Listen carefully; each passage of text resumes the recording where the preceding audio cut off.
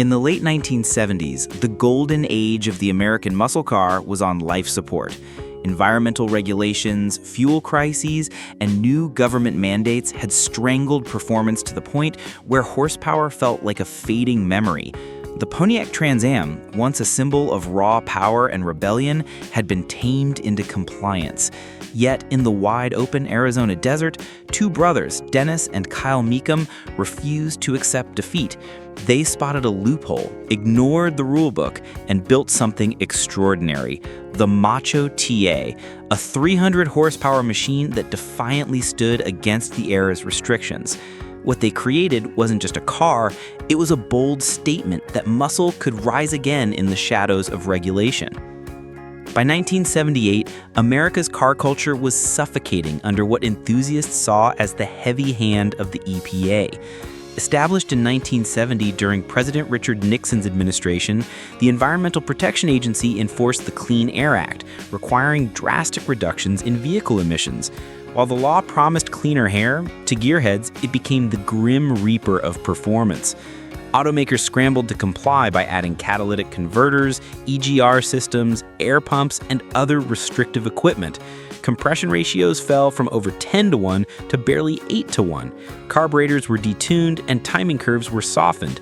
The mighty big blocks, Pontiac's 455, Chevy's 454, and others vanished almost overnight, leaving behind neutered engines that bore little resemblance to their former glory. Pontiac, once General Motors' performance rebel, was hit especially hard.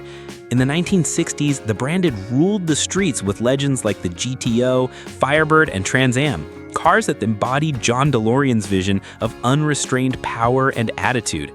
But by the late 1970s, even the iconic Trans Am, immortalized on screen by Burt Reynolds and Smokey and the Bandit, had been reduced to a shell of itself. The standard 6.6-liter engine wheezed out barely 180 horsepower, its potential smothered by emissions equipment. Still, there was one bright spot: the W72 TA 6.6 option. On paper, it delivered 220 horsepower, thanks to revised camshafts, stronger oiling, an 800 CFM Rochester Quadrajet carburetor, and higher compression cylinder heads. Behind the scenes, Pontiac engineers, led by Herb Adams, the father of Pontiac handling, had crafted this as a last love letter to the muscle car era. With forged pistons, beefier internals, and improved breathing, the W72 had far more life than official ratings admitted. Mechanics and owners quickly realized that these engines often made closer to 250, 260 horsepower straight from the factory, numbers Pontiac couldn't advertise without provoking regulators. That hidden potential was exactly what caught the eye of Dennis and Kyle Meekum, Arizona-based Pontiac dealers who were lifelong car enthusiasts. To them, watching Trans Am horsepower plummet from 300 plus in the early 70s to under 200 by 1977 felt like betrayal. In Kyle's words, Pontiac had built a lion and fed it oatmeal. Their solution was simple: take the underrated W72 and unlock its true fury. Thus, the Macho TA was born. The brothers didn't just sell cars, they transformed them. Fresh off the dealership lot, Trans Ams were stripped, tuned, and rebuilt into machines Pontiac's engineers wished they could have built themselves. With hotter camshafts, reworked ignition curves, freer flowing exhaust, and properly tuned quadrajets, the Meekums unleashed the power that federal regulations had buried. The result was a Trans Am that roared past 300 horsepower at a time when most performance cars struggled to crack 200. The Meekum brothers left nothing to chance. Every Macho TA went through a strict ritual before a customer ever touched the keys. Each car was run on a dyno, carburetors were fine-tuned, ignition timing was dialed in, and a road test followed.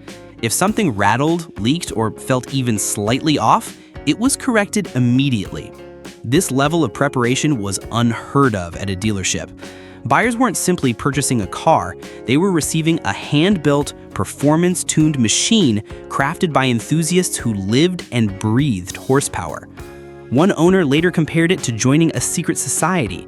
You knew what you had wasn't supposed to exist, but there it was, rumbling in your driveway. Under the hood, the modifications were serious. Hotter crane camshafts, recurved distributors with 36 degrees of total advance, and free-flowing hooker headers were paired with less restrictive exhaust systems. Catalytic converters quietly disappeared, allowing the engines to breathe properly. The results were staggering for the late 1970s. 0 to 60 in just under 6 seconds, quicker than a brand new Corvette that cost thousands more. The Macho TA earned the nickname the Desert Judge, a reference to Pontiac's legendary GTO Judge, because it seemed to sentence EPA-compliant rivals to embarrassment. Pontiac's corporate office in Detroit soon caught wind of what the Mechams were doing. Threats rolled in that their dealership license could be revoked over warranty violations. But instead of retreating, the brothers doubled down. Private racers began campaigning Macho-powered Trans Ams in SCCA competition, where they quickly made headlines. One driver, Warren Topfer, racked up more than 20 wins between 1978 and 1979, famously saying, "This engine didn't just win, it laughed as it crossed the line." The message was clear. The Mechams weren't just modifying cars, they were proving Pontiac's performance legacy was still alive. At the time, a Corvette carried prestige but not much bite. The L82 V8 produced about 220 horsepower, respectable on paper, but tame compared to a Macho TA easily pushing past 300. The Camaro Z28 and Mustang II Cobra didn't even come close. Beyond the numbers, the Macho had presence. Where the Corvette looked elegant and the Camaro understated, the Macho TA shouted aggression with bold paint schemes, functional shaker scoops, and a stance that dared you to challenge it. One magazine summed it up perfectly. If the Corvette is a tuxedo, the Macho TA is a leather jacket with brass knuckles hidden in the pocket. In a decade marred by compromise, smaller engines, stricter insurance rates, political turmoil, and fuel shortages, the Macho TA was a defiant stand. It became the outlaw's car, a rolling rebellion that told enthusiasts performance wasn't dead. Inside the Mechams workshop, every adjustment carried the same unspoken message. The EPA might write the laws, but the brothers were writing the legend. Of course, this rebellion came with risk. By 1979, the EPA tightened enforcement, declaring the removal of catalytic converters a direct violation of the Clean Air Act. Suddenly, the Macho TA was a federal target. Inspectors came knocking, and mechanics remembered hiding dyno sheets under floorboards to keep evidence out of sight. Yet the Mechams' boldest stroke, the return of functional shaker scoops, remained untouched. By ripping out the block-off plates Pontiac had been forced to install, they gave the engine the ability to gulp fresh air again. Even Pontiac engineers admitted they wished they could have done the same thing, but corporate lawyers had tied their hands. Automotive journalists quickly picked up on the story. Car and Driver hinted that the Macho was proof of what Detroit could achieve if freed from red tape, while Hot Rod praised the Mechams for building the Trans Am Pontiac should have delivered in the first place. One journalist went even further, calling the Macho TA civil disobedience on four wheels. The phrase stuck, echoing in garages and car clubs across America. Buyers weren't just driving, they were part of a movement. The timing made the Macho's existence even more important. By the late 1970s, legends like the Hemi, LS6 Chevelle, and 426 Big Block were all gone. What remained were downsized V8s that barely produced 150 horsepower. Pontiac's own 301 cubic inch engine, which was slated to replace the W72, epitomized compromise. To enthusiasts, it felt as if the soul of American performance was being legislated away. That's why the Macho TA owners carried themselves differently. Each turn of the key was more than ignition. It was defiance, a reminder that the EPA hadn't completely won. Kyle Mecham later admitted, "We weren't trying to start a war. We were just giving people what they wanted. But if it looked like rebellion, well, people liked that." The truth is, the EPA wasn't an evil villain. It was trying to solve real smog problems in major cities. But for enthusiasts, the regulations felt like a personal attack. Just as Detroit engineers had perfected muscle cars, the rules changed and killed the party. That's why the Macho TA became a folk hero. It wasn't perfect or legal, but it was fast. And in 1978 America, speed was freedom. For buyers, owning one was more than transportation. It was an identity. At car meets or stoplights, Macho owners knew they had something different, something forbidden. One recalled, "It felt like being part of a secret club. The government didn't want us to have this, and that made it sweeter." But that exclusivity came at a price. A Macho TA cost Corvette money, and skeptics questioned why anyone would pay so much for a Trans Am. But the Mechams justified it easily. They weren't just selling cars, they were selling the performance General Motors refused to give.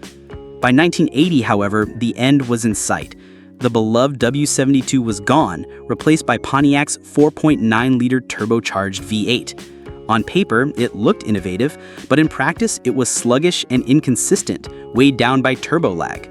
Enthusiasts compared it to swapping a shotgun for a water pistol. The Mechams refused to put their name on a car that didn't meet their standard.